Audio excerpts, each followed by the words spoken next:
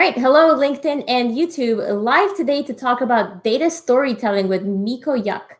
I'm really looking forward to this session, and I hope you are as well. Mico is a founder of BI Brains. She's a host of a podcast called Analytics on Fire. She's an author. She's a keynote speaker. She's basically a genius when it comes to data storytelling, business intelligence, all that good stuff. So I'm actually going to go on LinkedIn, make sure the stream is working fine. As you're tuning in, let me know what questions you have around data storytelling. It's one of the key skills, I think, these days, because we're getting automation across the board in terms of data visualization or data cleaning and all that good stuff. But I think data storytelling still has all this human aspect in it. So I'd love to hear what kind of questions you have on the topic, and also let me know what experience you have with data storytelling. All right, I see we've got a bunch of people that have joined. Hello, I see Yash. Hi, thanks for joining. And I'm actually going to bring Mico on in just a minute. Let's see, we've got Hamed, Tianli. Hello, thank you for joining. Jamuna, hi. See Tinali's from Connecticut. Hey, how's it going? Super excited. Like I said, today we're talking about data storytelling. We're going to talk about the tools, the techniques, and basically going beyond just building pretty charts. When people hear data storytelling, a lot of times they're like, oh, okay, we're just going to build a really great looking chart or dashboard. But Mico is here to tell us that it's more than just that. All right, I see we have a lot of people just joined. Robin, hey, Robin. Simon says he's looking forward to this. Hello, Simon. We got Irfan, Elizabeth from Manchester. Hello. All right, let's see. Caesar says, awesome topic for a webinar. Thank you, Caesar. Thanks for tuning in. Paulina, Matt, hello. Joshua says, thank you so much for your work and compassion for the data science field. I'm very glad to see you guys here. Okay, Carlos, hi, Abdul. All right, without further ado, I'm going to go ahead and bring in Mico. Hello, Mico. Hey, Kate, how are you? Can you see me and hear me? I can see you. I can hear you. Thank you for joining. Thank you for making time for this. I'm very excited to talk Thank about you. data storytelling. Okay, awesome. Thank you for having me. Hey, everybody. Glad to see everybody here. I have also attended a few of Kate's live sessions, so I'm pretty excited to see you guys here. Is my stream okay, Kate? Yep, your stream is great. And, to the audience out there, if you guys are having issues hearing or seeing us, please let us know. It's working fine for me, but it's always good to get that check-in. So, Mico, for those who don't know you, can you just tell people who you are, what you do, what does your company BI Brains do?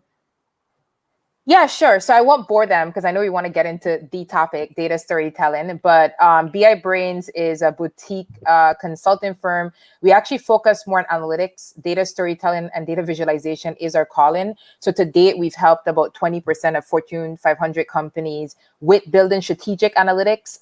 We used to be more in the SAP realm. Now we're focused on more of the Power BI realm, and we do quite a bit of Tableau as well.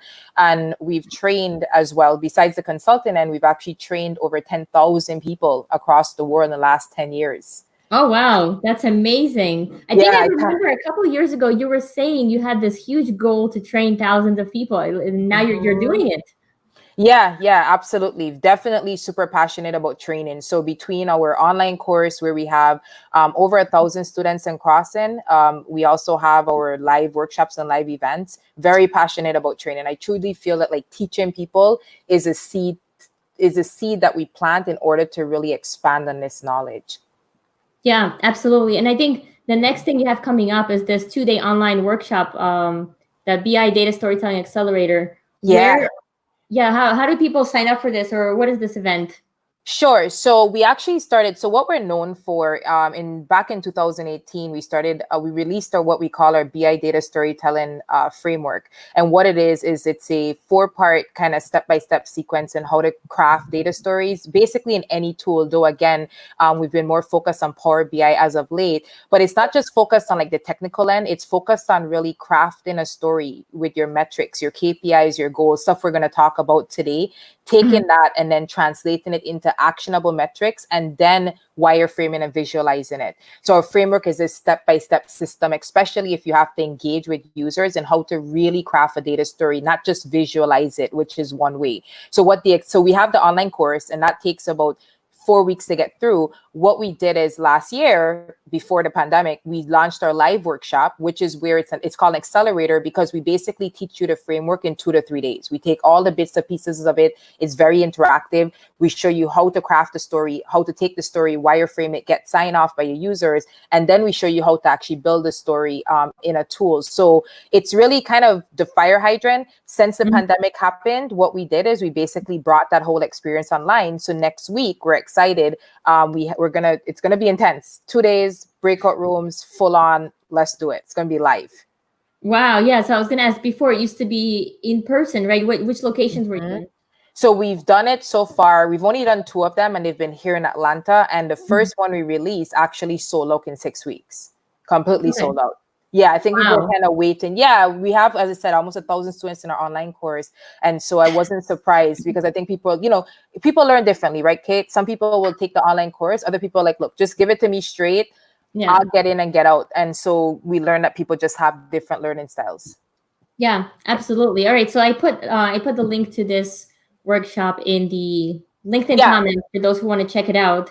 Wait, but one more thing. There's one more thing, Kate. So wait, but there's more. Go ahead. But there's more. Well, for those people that are watching, for your audience, we actually have a special discount code that is not offered anywhere else. And so if you go and you register today and you use DataCade10, they actually are going to get $50 off. And we have not offered that to anybody. So consider yourself special. With DataCade and then the number 10? DataCade10. We didn't do D at the end. We put DataCade 10. Okay, I put that in the. And so they'll get $50 off. And as I said, we've obviously priced this to where if you do VIP, you actually get the online course as well, complimentary. So we haven't offered that anywhere else. I just want to put that out there. Okay, cool. All right, and I see some others joined. Hi, Michael, and I see Kimberly's here. All right, so without further ado, we're gonna get into data storytelling. Okay, Mico, what is it? Why do we need it? Why do we care? Okay, so let's first of all clear up what data storytelling is. So today people are, because the topic of data storytelling is taught by a lot of vendors, it's always taught as just kind of what you design and draw. And so Kate, part of our joint passion is visualization, right? So I'm not undermining visualization, it's important, but I think what people really overlook is the fact that data storytelling is also what you say and what you write and then what you draw.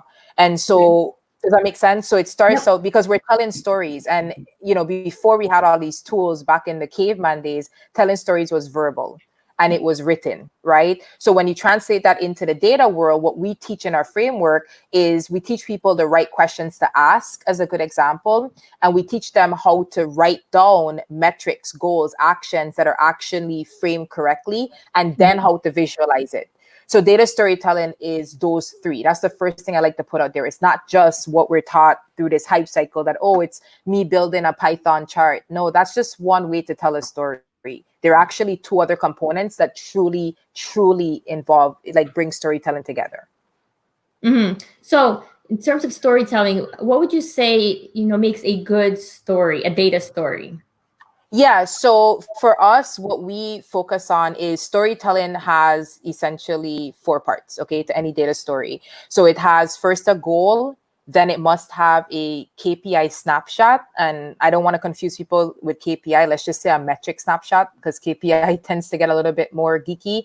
It then needs to have a set of trends, and then it must have actions. So for you to have a full story or proper story, those are the areas it covers. And a matter of fact, Kate, it's funny, I just got off recording a podcast with Kirk Bourne, and he mentioned something that I actually teach in my class. I love Kirk. He said that the 3 questions that every story needs to answer is what, so what, and now what. Yeah.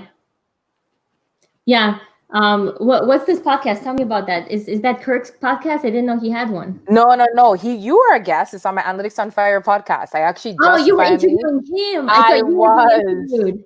No, I was just interviewing him and he brought that up again. I thought, oh my gosh, how relevant again. Yeah, but that's one way to simplify it, which is you must answer those three questions: what, so what, and now what. And I think what we see a lot in the data field is people are obsessed with the With so the what? what part. Yeah, and the Well, I so think that what. they start with the what, right? And then we have to get to Yeah. the so what, and then the now what's even more important because why did you even do all this? And most people don't even get to the now what, right? They just kind of stick in what's happening. And so what happens today is the story is not complete and users just check out, right? It's like they just check out. there's Yeah. no there's no foundation. It's like going to see a movie and it never get past the fact that the boy met the girl. You just don't get to the villain, you don't get to the rescue, right? How much Yeah. would you pay for that kind of movie? I don't pay for movies anymore. I use my brother's Netflix account. But So you get my point. You wouldn't yeah, continue if it said, "Hey, boy met girl," and then I you know saw a absolutely. villain, We and need to then it get said, to "Hope like you enjoyed the movie." You're yeah. like, "Yeah, no, I'm not that interested." So that's basically what's happening with data. All right. So we've got four parts. We've got goal, then we got the metric snapshot, the trends, and the action. Do you have an example that you can walk the audience through? Like Sure. yeah, some kind of real world example. Yeah, sure. So when it comes to data, one good example that I would say, so let me, I really should have just brought this up. My computer was acting up before we got on here. So I could walk you through an example. You can still see my camera, yes? Yeah, I could still see you. Yep. Okay, good. All right. I just want to make sure here. So when it comes to this example, we actually have something that we call the storyboard, which I'm working to bring up here. We're just having some bandwidth issues. And so when it comes, let's use an example for sales. So as we talk about these four parts, let's say, for instance, we have a retail sales store and their goal is they're on social media. And let's say that they want to grow their social media. As a good Mhm. example. Everybody wants more followers, right? So what you could have is you could say, okay, my goal, which needs to be actionable, is that I was told by the end of the year, I need to grow our followers by 10%. Okay. Is that a good example for you? Mm-hmm. Yeah. Okay. All right. So grow it by 10%, or I need to grow another 1,000 followers. I'm being very like low stream here. So let's say that's your goal. Then what Okay. you may look at is what are my top metrics? So this is now the second layer of the story. And you might say, well, my top metrics for the second layer is I'm going to look at our reach for social, something that you would understand very well, Kate. I'm going Yeah. to look at our number of followers today, maybe, and then I'll look at our channels individually as a good example. Mm-hmm. So let's say we take the first one and we look at and we say, okay, let's look at, for instance, our reach today. Okay. So if you drill down into that, what we may do is we'll set a certain benchmark for our reach, Kate, right? So we'll say, well, within our reach today, we're reaching maybe 10,000 people. For us to get another 1,000 followers, we need to reach 20,000 people. I'm just Right. being hypothetical. What I will say is, okay, if we can't hit that goal, why? And so that then becomes your trends or causes, right? We might Mm-hmm. say, well, it's because we're not advertising enough. It's because we're not tweeting enough, as a good example. And Yeah. then the last part of the story is the action, which is, okay, how do we fix that? And so the obvious fix for this, because I've simplified it, would be maybe we need more budget. We need to advertise more. We need to maybe collaborate with people like yourself more, Kate, to do more tweeting, more reach, so on and so forth. So Mm-hmm. you could see I simplified that story and I made it more socially focused, but it has in all the components. It has a very clear goal. It has very clear top metrics.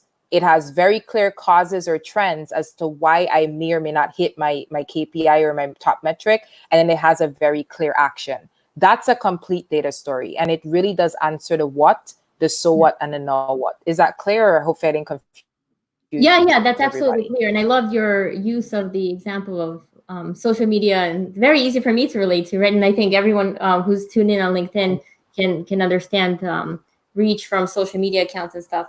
So, question here, we spoke about how we do it. Well, we spoke about what, but how do we do this? Do we actually use pretty charts to communicate the data story, or I think you get there, Kim. I'm sorry, not Kim. You said hello, Kim, earlier, Kate. But I think the first thing that we focus on is first crafting the story in a verbal and written format.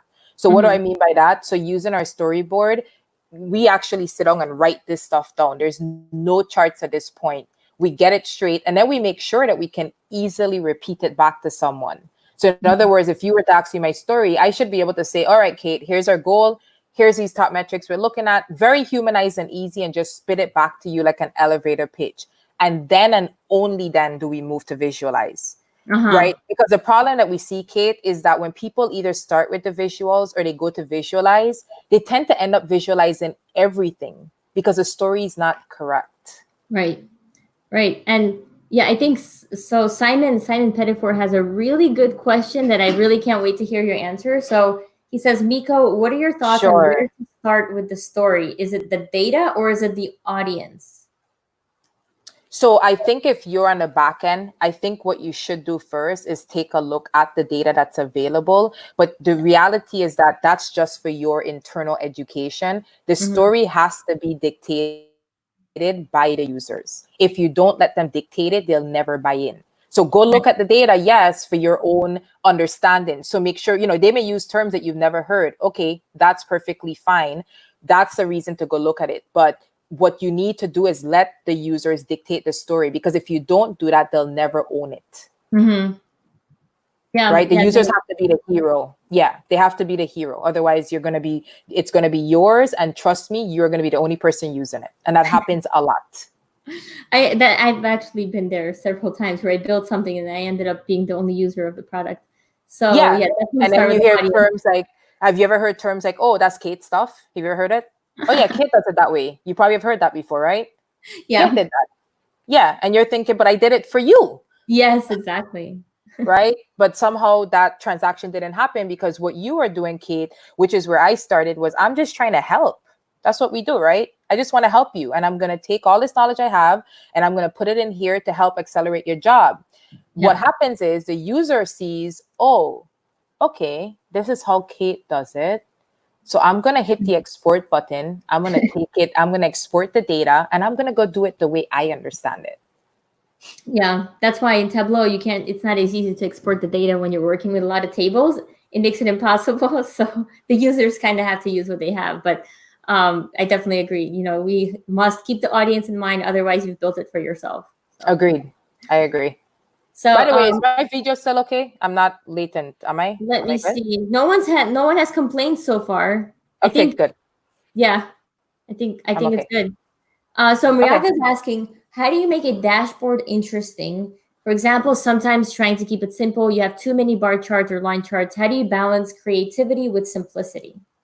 Well, again, if you do what we're recommending and you actually start from the story, so this is an interesting revelation, Kate. Thank you for that question. When I started out in this field, I don't know if I said this to you, I actually started out by teaching people visualization, right? And because I Mhm. love visuals. Oh my gosh, like talking about geeked out. I can even tell you guys the stories of like picking up every tool I can get my hands on and visualizing stuff because I feel like I get a dopamine hit off of just visuals. I don't know why. That's just the way my brain works. And so one of the things I did is after teaching literally thousands of people how to visualize stuff and feeling pretty good about it, I started realizing as I learned a bit more about storytelling, I had Yeah. this revelation that people struggle with visuals, not necessarily because of the fact that they don't know how to visualize, but because of the fact that they haven't clearly defined the story and the metrics. So what Hmm. we found is that once you have a very clear goal, clear metric, how to visualize it is actually the easy part of the story. So the first response to whoever asked that question, sorry if I don't repeat the name properly, is that if you focus on what we're saying, which is the written part in particular, and making sure verbally is digestible, the visualization is actually the easiest part of it. The reason why you're struggling with putting more charts on the screen than you should is because you don't have everything clearly defined from that perspective. So what you end up doing is you go on a fishing trip, right? And you're going, this is the question I'm answering. What do I think the users need to see? Yeah. Anytime you find yourself trying to answer that question, it means you haven't defined the story. And honestly, you're about to build a cluster duck is what we call it. Yeah, that's a good way to call it. Yeah, I agree. I think once you understand the question you're trying to answer, then it's easy to get the data that you need to answer that question. From there, I think it is still kind of an art plus science of developing the visual, because there are some best practices that people might not be familiar with, like which chart to use for what type of data. If you have time series data, you use a line chart, or categorical data, you use a bar chart. That's why I'm actually developing my own course, Visual Best Practices, as part of the Dedicated Academy. launch date TBD. But I definitely agree with you, Mico. Once you understand what you're trying to do, the visualization part, it's really the most fun because you get to really try to communicate the message in the simplest way possible. Yeah, and to add on to that, Kate, thank you for that. And I'm excited to see your course. I know we talked about that offline. I'm definitely not negating, because I've studied every that I could get my hands on, every best practice out there for visuals, from Tufty to Rough Heat Chart, to Few, to you name it. So I'm not saying that those best practices don't apply. Maybe let me rephrase it. What I'm saying is that if you don't have the story correct, you're making it 10 times harder. Yeah. And best practices can only go so far, right? Because at that point, what you're trying to do now is you're trying to visualize a bunch of stuff. Yes, and I think it actually becomes, a few people here commented, like, you can use Tableau, drag and drop easy. Yes and no, because Tableau and Click and Power BI, they make things so easy for you to visualize. Sometimes you start visualizing everything just because you can. So yeah, and then users are confused, right? Yes. Because they don't know where to look at. What am I looking for? The message is just not there. What you have, I call it, is a bunch of stuff. Yeah. And then it doesn't get used. It becomes a bona fide export tool, pretty much. Exactly. Yep. So Shekhar is saying storytelling is an art. There's creativity involved. How can we learn it and perfect it? What is a learning path to start with? Yeah, so I don't know how long you were on there, but again, what I emphasize is that what we teach in our framework is starting with the 4-part. We have a storyboard, and we teach people how to get those 4 parts of the story together. We then teach them how to make each of those metrics, goals, etc., actionable, and then we teach them how to translate that. So there's something I teach in the course called the anatomy of the perfect data story tile. And this is something that people love. And so what we've done is we've analyzed, because we've built thousands of tiles, right? And so, Kate, let me just what a tile is I'm talking about is a box on a visualization, right? Yeah. Where you put in a set of visuals. Just make sure everybody knows. Not everybody knows what a tile is. And so one of the things that we teach is when we go from the story over to the visual, we teach people the anatomy of a perfect data story tile, the elements that are involved in there, and literally how to build. So we've kind of broken it down to an art and science. That's the way that we approach it, because what we encounter in our courses is we get people from all walks. We get leaders, analytics leaders, we get developers, we get analysts, we get business people. And so we've broken it down to where it's something that anybody can grasp and it makes common sense. So that's really important. That's a good question. And that to me is tackling the art of it. Yeah, absolutely. I was trying to pull it up on your site. Yeah, sorry. I don't want to pull up anything because I'm on my end, I have a bit of latency and I'm afraid to touch anything. So I'm not gonna pull up anything. I'm afraid I take the stream down. Okay, no worries. Okay, so Abhishek has a question. Okay, hey, do you know many companies that have frameworks in Tableau or Power BI or ClickView or ClickSense based on mockup data, and then mold the data based on existing frameworks, and then those frameworks fail? Not exactly sure what the question is. I think he might mean they have does he mean frameworks in terms of like they have templates? I think so. Yeah, I think that's what it. Yeah, because the thing is this, again, you can't just craft stories out of air. If people don't define it, if users don't define it, they don't own it. I know exactly what's happening, no matter how great it looks. And there's nothing wrong with templates, right? Because to me, one good use of templates is some people, they don't know, they can't imagine how it could possibly look. And a template is a great way to say, hey, this is not the final thing, but I've put something together here with some of your data. Don't take this as like, gospel, but I put something together just to get your creative going, right? There's nothing wrong with that. But if you just think that you're going to avoid the conversation like I talked about and avoid the discussion on a story, put in a template and go, here, Kate, I got everything you need. It's going to fail every single time. I can guarantee you that. I don't care how it looks. It could look like it came from Picasso. It's going to fail. So that's why those templates don't work. I would use templates as more of a discovery of what's possible versus, we're just going to start from this template to get you something fast. It may be quick, but there's no emotional connection. It's not sold. It's going to fail. Yeah. You might as well give them an export tool. Yeah, this actually brings us very nicely to the next question from Oshin, who's asking, how do you make this a user's dashboard, not something only we use? And how do you actually increase that user adoption? Yeah. So again, going back to it's all starts. That's a great question, Ashan. I hope I'm saying that name correctly, Kate. Is that Yeah, correct, you Ashan? did. Okay, so Ashan, that's a really great question, and I'll just repeat again. Storytelling is three parts: is what you say, what you write, and then what you draw. It starts out with what you say and what you write, and honestly, that's why we even started our framework. I think we started back in 2018, is because we realized that a lot of people overlooked that part and they were super focused on technology or the tools. It has to start with that conversation, and that's why we teach again. Here's a storyboard. Here are the four parts of the story. Here's how to craft that story, get sign off on it, right? So there's an emotional buy-in. And Mhm. then here's how to visualize that story and get buy-in. And in our experience, at least when it comes to BI and analytics, if you skip the beginning part of crafting that story physically, there's no visuals there, you skip that storyboarding part, it just doesn't work. People are not bought in. It just doesn't work. And we've done hundreds of visualizations for some of the largest companies in the world. Yeah, I mean, my personal experience is very similar. First, you have to get their buy-in, but second, I think it's slightly an educational perspective on things where you have to actually teach them Absolutely. how to use the tool because for a lot of people, something new is intimidating. Some are, inspired by it and want to learn it and tackle it, and I would say most are like, okay, new stuff, no thanks. Give me my PowerPoint, give me my PDF or Excel, whatever they're used to. But once you show them some of the features like interactivity or filters, or show them that they can use it without them breaking something, or spending even 5-10 minutes with each individual can go such a long way, especially if they're the ones that are hands on and doing something. I think can also really increase user adoption.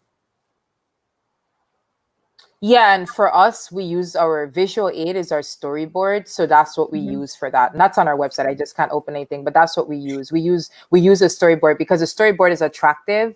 We've Yeah. kind of what we basically did with our storyboard, Kate, is we gamified the workshops. So Oh, we that's good. gamified requirement gathering. Yeah, it's fun. We've had multiple users just say, "Wow, that was fun," or "I didn't." Well, Wow, that I've was been to one of your workshops. I was telling my husband, I'm like, I've been to so many yeah. workshops and training sessions, and I'm like, I will never forget Miko's session because first of all, she made us get up. Like you made us jump around or something. You I made us forgot write about stuff down on Boston. post-its. We had to Mhm. draw stuff. I think this was Boston or San Francisco. I don't remember. Yeah, Open Data Boston, Science Open Conference. Data Yeah. Science. Yeah. It was so much fun, and I'll never forget it because you kind of you have this way of connecting. So yeah, I want to hear more about this gamification. And I forgot about that. Yeah, you were there with Kirsten actually. So Yes. yeah, so after living through Kate, God knows how many boring workshops. Like I hate to tell you, like I used to sit on. I wasn't an analyst, I was a developer, and I'd be sitting in these workshops, and I'd be just like, oh my good Lord, this is. And you've probably been there too, right? Like this is Yes. just very painful. Yeah. I sat down over a number of years and I said, okay, if I'm going to do this, because I was in an analyst position now, I obviously started doing with what everybody else was doing. And then I quickly realized, man, this went from bad to worse. Like now I'm in the front of the room and I'm looking at my watch, right? Yeah. Thinking, when is this going to be over? And so what we did is what I did is the storyboard came about later, but I physically used to draw. I asked the users, first of all, to kind of put away their laptops, right? I want to get them off digital. And I don't need to explain why, right? Digital is going, going, going. And what we do is we roll out these colored Post-its, and usually in rooms, or we could do it online. So if we do it virtually, we use like real-time board. Microsoft has a real-time board, or I use like a tool called Miro, is we pull out the visual storyboard as an aid, and then we let them apply Post-its onto there with their thoughts. And so what we do is, again, in our framework, we teach how to really gamify the process of requirements so the users are engaged and they're actually having a good time. And we typically get our feedback, like your point, Kate, sorry, I know I have Kim stuck in my head, but your point, which is, wow, this is kind of fun. I hear that all the time. This is actually pretty cool. We hear, wow, I haven't done it this way before, but yeah, it's cool. And yeah, that I agree with the story. So it's a way, again, to, users are accustomed to the boring stuff. They're accustomed of, let's sit down and do 12 million sessions, gather the requirements. And then unfortunately, many of them have said to me, what I end up getting doesn't reflect the time I put into this. Yeah. Right. And that's where then, to get more time from them, or another team comes in, the users, you often hear stuff like, I don't have the time. right? Yeah. They don't want to do it. And it's not because they don't understand the business value. It's because of the fact that somebody before you wasted their time using these dinosaur unengaging ways to do it. So to Mhm. going back to your point about education, I do feel that, and for us, again, our visual aid is our visual storyboard. I think by interacting and making it fun, people are more willing to give their time, right? They're more willing to work with you and say, all right, I'll tell you what I know, right? I'll Yeah. help you out here, but I just don't want to watch the walls. Like I hate these meetings where I'm just talking and going and I'm bored. I think you missed the social aspect of being in front of an audience.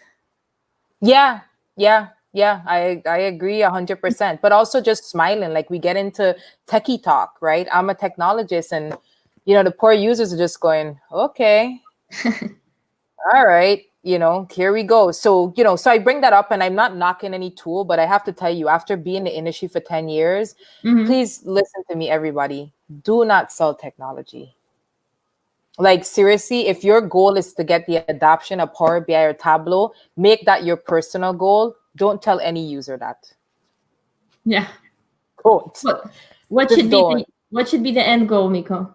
I think the better communication is some of the terms that you've probably heard Kate coming up, which is we're trying to build a more data, well, not driven anymore, but informed culture, right? What Mhm. we and to break it down, just say what we want is we want people to use data to make decisions. We don't want people to just pull it out of their Yahoo anymore. I think Yeah. if you explain it like that and say, so these initiatives we're driving. No, don't get me wrong. The tool behind it, Kate, could be Tableau or whatever that tool Yeah. is, Snowflake. But don't say that to the users. Their goal here is stuff like, for instance, that when you're making decisions, the decisions are being made from actual data. That's all we're asking. Just break it down very simply. And in order to do that, we need to make sure you have the right data at the right time for when you're making decisions. In the world we live in today, you're not going to get a user that says, I disagree, right? Yeah. And if they do, they're not going to verbalize it. Yes, and if they do truly believe that, they might not be as successful, I think. They may not be But in that role for a long time either. yeah, I didn't want to put it that way, but yes, thank you. Right. They know that the days will be numbered if that gets out that you're against, data, quote unquote, driven decisions. So I think if you put it that way, and then somewhere along the lines, the tool is the enabler, it's great, but not the tool discussion that, hey, we want to get adoption of Tableau. Guys, listen to me.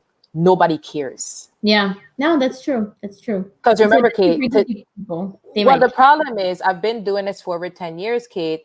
Today Yeah. is Tableau. What is it going to be tomorrow? Yeah. Tomorrow's Power BI. What is it going to be next year? Who knows? Maybe it's not invented yet. Right. So the users have all heard it before. They're like, oh, another tool. You have to set up a overlying story and narrative that people can get behind that is not driven by a change in parameter. Yeah, Right? absolutely. Yeah. Yeah.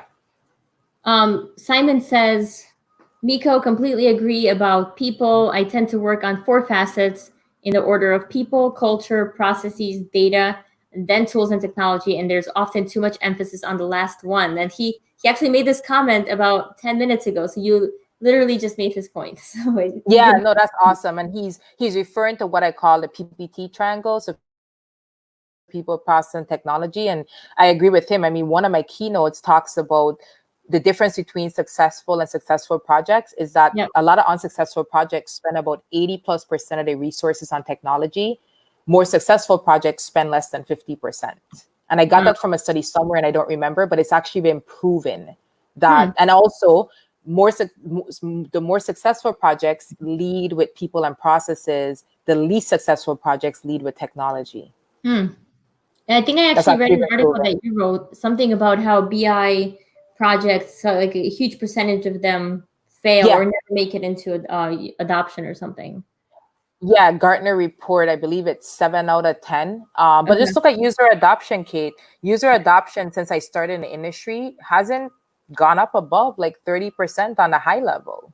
That's a Think lot about of that. wasted time, resources, effort. My Do you God. know how much money is spent? IDC predicts that $221 billion will be spent in analytics software and services by 2022. Wow.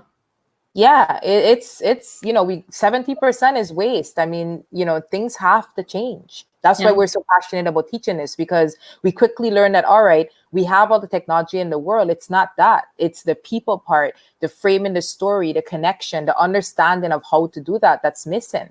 Mm-hmm. It's a Yeah. gap. Absolutely. And Hamed's asking if you can introduce some books or sources for storytelling with data. I have a book here that a lot of people might be familiar with, Storytelling with Yes. Data. It's one of my first books I read about data like 5-6 years ago. I just happened to have it next to me. Did not think that question would come up. But what resources can you recommend, Nico? Okay, so I was gonna recommend Cole, and she's actually been on my podcast. I think she has another book out called Less Practice Now. But I admit Okay. to you, I actually read a lot of books. Okay, so don't judge me here. And my books are typically not related to data. So I actually finished up this one. I don't know if you could see it on here, Kate. The Art of Engagement. Can you see the book? Is it on there? I think there might be a lag, so no, I don't see it. Okay, you're probably gonna see it up here. So I actually read this one. Don't laugh. I have so many books here. I'm reading The Art of Engagement, and it's a very fascinating book about how to engage users. I actually have another one I just bought here called Visual Collaboration. You can Okay. see the receipt in here. And so I actually read a lot of books, and then I'm reading Story 10X. Okay. Freaking love the book. And I've read Story Brand by Donna Miller. So Mhm. actually, I'll be honest with you, most of the story books that I read have nothing to do with data, but the concept is very the same. And it's because I think it helps to kind of expand my understanding of stories. Mm-hmm. Yeah, I Yeah. think that's good because sometimes when you step out the nitty gritty of the field and go to the broader storytelling concepts, I think you can learn a lot more and Yeah. apply that to your specific field. Have you ever heard about Joseph Campbell, The Hero's Journey? You ever heard? No. Yeah, Mm. so some people may have had to read it in high school, but that one book is so influential. So what it does is it breaks down mythology, it breaks down religion, it looks at all of these things, movies, and it goes over the fact that all of them have a hero, and it really breaks down how the hero and the villain play in and the conflict into the story. Mm-hmm. Fascinating stuff. Interesting. I'll have to check it Mhm. out. I'm taking notes here as you talk, Miko. I always Yeah, take no, notes it's when good. you talk, by the way. So, Yeah, it's good. Well, start off with The Art of Engagement, and yep. then maybe check out Story 10X would be a good way. And again, they're not necessarily related. Well, Story 10X is related to data. What it talks about is he's talking about how to pitch your startup. Is But that like again, Grant Cardone or no? Because he's got the 10x. no, it's Paul Margalis. I have it. Okay. It's by my bed, but he talks about how to pitch his story to the Valley, and he Mhm. talked to in Silicon Valley or to investors. But Yeah. the reason it's so relevant is, aren't we always pitching our data story and communicating it? Yeah. Aren't Yeah. we? Right? If you're Yeah. analytics, you're Absolutely. basically in marketing. Yeah. Yeah. Um, yeah, so thank you. Those are great sources, and I just want to tell people again that you do have this 2-day workshop. Let me see if I can. Yeah. Make sure you put the code as well. DataCade Oh, data 10. Mm-hmm. data Kate, right? CATE 10. Yes. DataCade. No, CADE. DataCade 10. Yep, data Kate 10. Got it. Yep. And then Yep. we can add it again. So, No all problem. right, there were more questions that came in. Let me just. Excellent. I'm loving the questions. Really good Yeah, feedback. the data community is amazing. I just Yeah. love. There are always such great questions and These are comments. really good questions, though. I was trying to see if I could see the questions online, but I'll just focus on you. No, you focus. Hold on, don't leave. Mm-hmm. Okay. Shikhar is asking any tips for visualizing text data, so unstructured data. Okay, so when it comes, you said text or unstructured data? Yeah, text data, like let's say reviews Sure. or Amazon reviews or something. So I think one of the easiest ones that most people understand has to be like the word cloud. Like Which word? those are word clouds. Oh, word clouds. Yes. Okay. Those are probably one of my favorite and go-tos. I think word clouds are like super duper easy to understand when it comes to visualizing with people. I think those are some of the easiest ones to understand. That's the first one that comes to mind. Okay. Yeah, I mean, I've worked a bit with unstructured data as well. I think for me, what helped was structuring it and Yep. then visualizing it like I normally would. I think the concepts are very much the same, where you start with what question are you trying to answer, who are you trying to, relay the message to, and so forth. Yeah, I agree with that as well. But if she was, I guess what I thought is she might have been saying just right off the back, if I have this unstructured data, where would I start? For me Yeah, to yeah, see word what clouds pops definitely. in, I would throw a word cloud on it of some sort just to see what pops up and say, okay, this is what the trends are within that data, right? And see if I can get anything out of that. I agree with you. From there, the processes are very the same, which is, okay, I need to get this a bit more structured so I can actually, I agree with you. Then you can go down the same path. Yeah. That's a Yep, great the path question. is always the same. Yep, agreed. I agree 100%. All right, so common pitfalls. I know we covered a bunch already, but any other pitfalls that people fall into when they're trying to do data storytelling, but they're not as effective, or what are some of the obstacles that they face? Yeah, one of my favorite and common ones that I teach about is I teach people to never ask 3 questions ever again. Okay. So when working with users, the first question to never ask is, what do you want to see? Everything. The answer is everything, every single thing underneath the sun. Okay. So if you're looking to have a never ending project with ongoing scope creep, just ask people what they want to see. Because what they're going to tell you every time is every single thing underneath the sun. The second question that we teach people to never ask is, how do you want it to look? Right. And Yep. this is and this happens all the time in our field, because sometimes you either get frustrated or you're like, I'm going to give you exactly what you want, Kate, exactly what you want. Just tell me how you want it to look. Well, Kate, how do you think that conversation goes? Well, okay, Mico, I'm laughing here because I'm guilty of having asked people, well, what do you want to see in this dashboard? And We all what do are. you think it should look like? And those, yes, I could see it's never gone the way I would like it to go, because what I want the way I would want it to go is say, okay, show me sales by region, with an ability to filter by year and Yep. make it a bar chart. And I want you to use blue, green, and yellow. The end. Nope. It has never gone that way. What do you end up getting instead? Well, the first thing is always everything. Well, what can I see? Can I see all of it? Why not? Exactly. You I want get it a all. question to a question. That's your first red flag. 90% of the time, you're going to hear, well, what can I see? And so what that means essentially is, I don't know, and I want you to know, but you don't know. So just give me everything. Yeah. That's right. So those, and then there's a third question that we people never to ask, which is, what do you want to measure?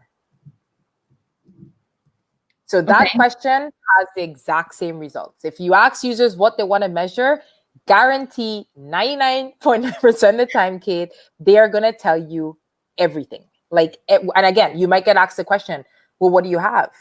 Right. So your database kind of becomes like an Amazon basket. It's like, right? You become I love that. you become the product recommendation engine, right? In real time. So all they're saying is, and you're saying, okay. Add to cart. Yep, add to cart. Keep adding. Add to cart, right? And then you get this cart and you're going, wait a minute, I am also the fulfillment service. So I actually have to go and get all this stuff, put it in, and then you have Prime. I need to get it to you by tomorrow. Okay, listen, we are not Amazon, okay? Yeah. And typically there's no way to grab all that stuff off the shelf and get it to anybody tomorrow. But that is I was what's just happening. going to say that the free delivery, next day delivery is something we also can't do that. That's right. We're not Prime, but users expect us to be Prime, right? You're Amazon Prime. A matter of fact, with most users, the due date was yesterday. Yes. You're already late. So long story short, those, when you talk about pitfalls, again, we teach the right questions to ask. Those are the 3 questions that I have heard a million times that are the absolute wrong questions to ask. That's one of the biggest pitfalls. Mico, Ashin's back, and great question here. What are the 3 questions you should ask?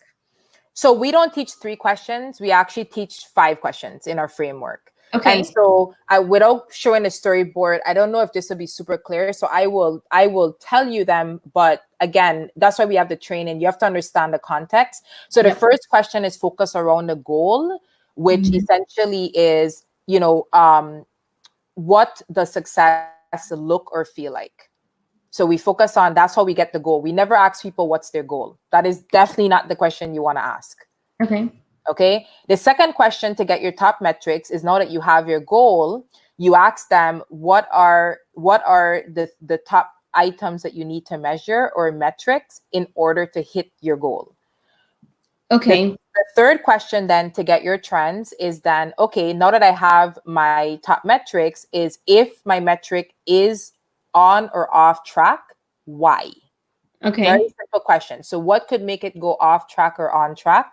Mm-hmm. And the last question is, if it's off track, how do I actually fix it? Okay. Those are literally, Kate, the 4 questions we teach to ask. There's actually 5 of them, but those are the 4 fundamental questions to craft your story. And that's what we teach in terms of crafting on a storyboard.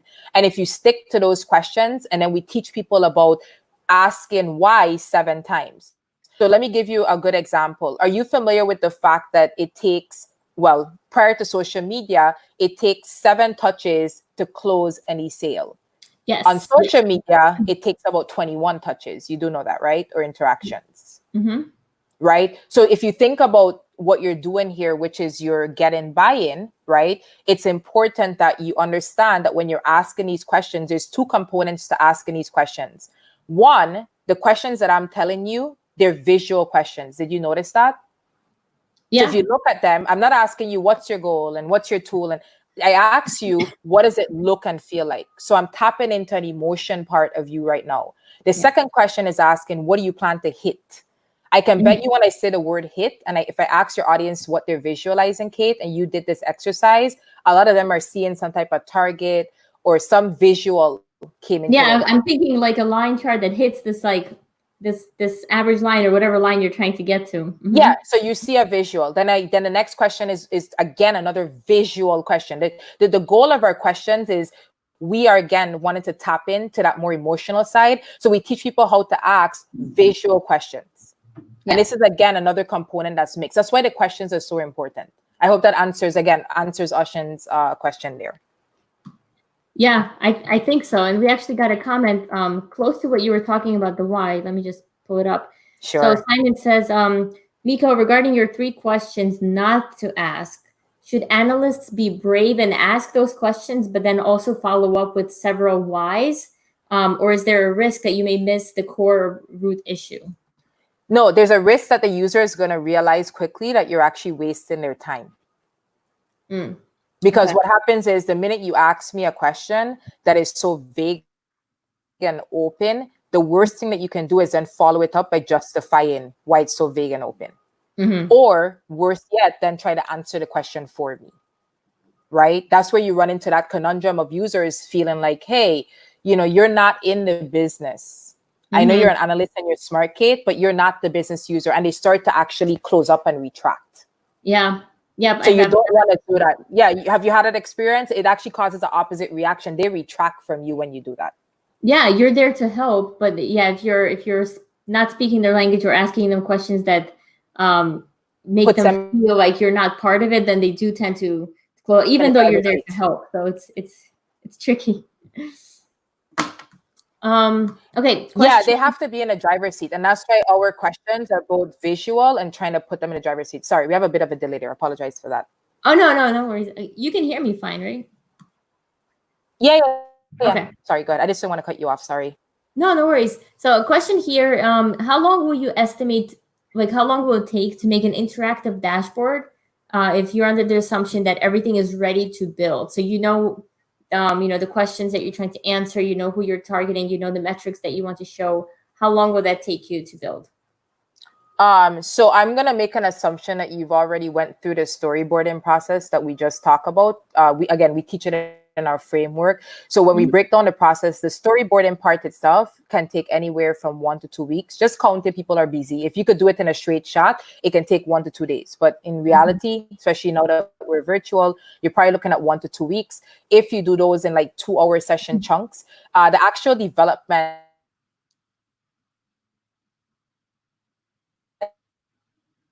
at least on our end, takes anywhere from like 2 to 3 times 4 weeks, etc. But the most important part is in our BI data storytelling framework is we teach you one cardinal rule that we've learned out of building. We've built over 700 visualizations for Fortune 500 companies in the last 10 years. And the one rule we live by is that you have to show something or an update every week.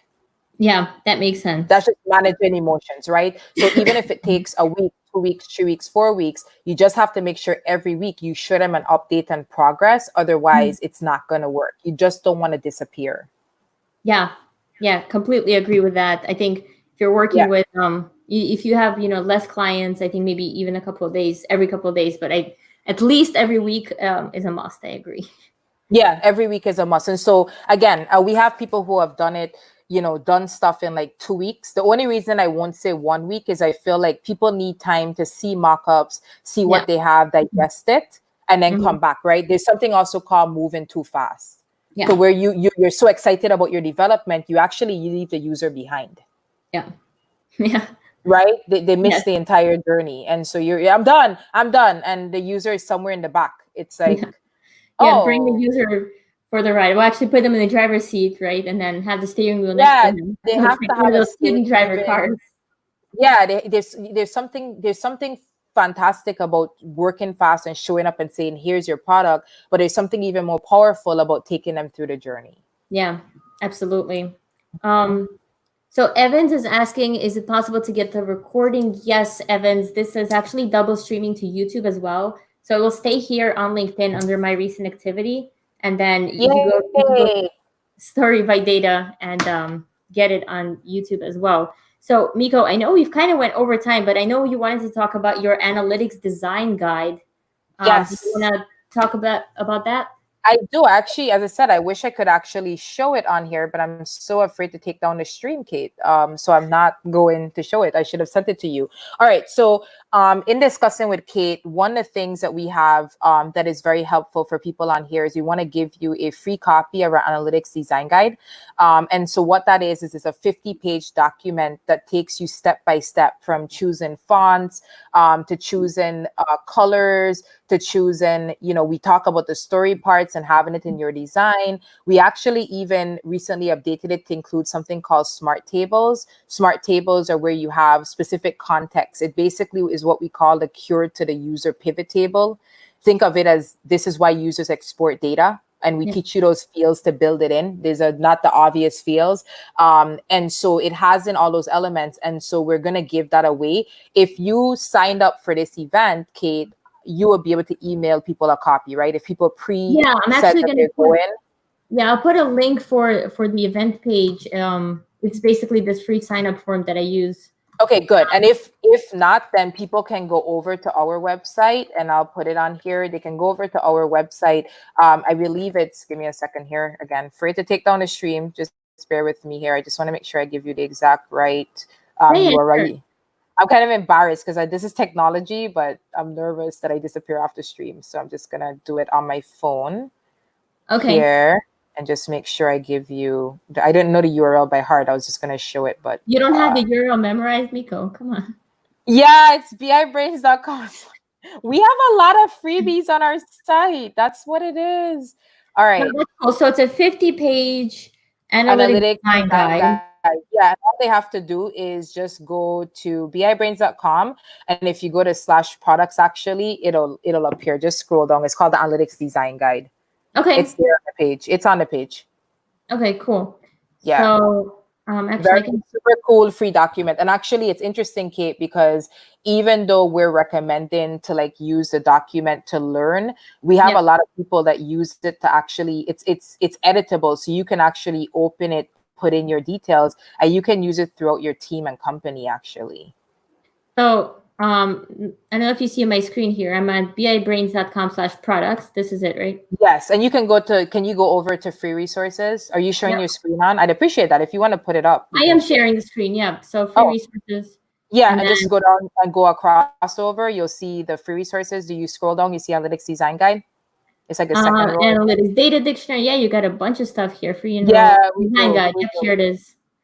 So right. So if you get on there, Yeah, it's the blue one. You see I think it should be like in the second row. Yeah, so they can go there. There's a lot of freebies, but they can go there, and there's actually a free training with it as well that comes with it that shows you how to do it. So once they download it, once they actually download the guide, they'll be able to get it immediately, and then they can start using it. We literally just updated it.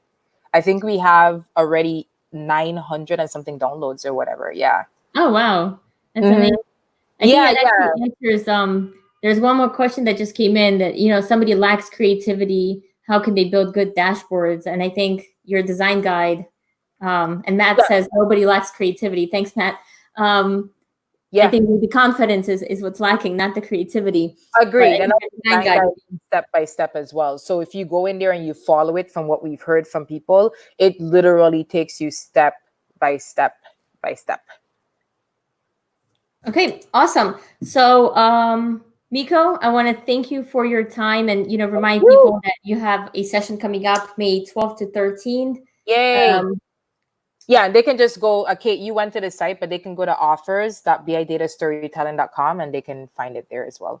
Yep, and I added that link in the comments. I can add it in the LinkedIn description. So did you also put the $50 we're giving off? Just yes, and I'll make sure to add the coupon. The DataK10 is the coupon for $50 off for that session. Yeah, I just put it in the private chat for you. Thank you so much. Okay, Did you get that? I'm sorry. Okay, is there any other questions? We do have more. I don't know. We probably don't have time. We have to wrap up. This was so much fun. It went so fast. So here's the coupon. Okay, sorry. No worries. I think since we kind of went 15 minutes over, I'll just wrap up and thank you again for your time, and thank you for those who joined the live stream. And if you've missed parts of it, this is recorded on LinkedIn and on YouTube on Story by Data YouTube channel, so you can go and check that out. And yes, Mico, thank you so much. I actually, every time I talk to you, I learn something new and I love it. And I have a page full of notes just from our conversation. You. You're awesome. Thank you so much. All right. Bye. Bye. Thank you.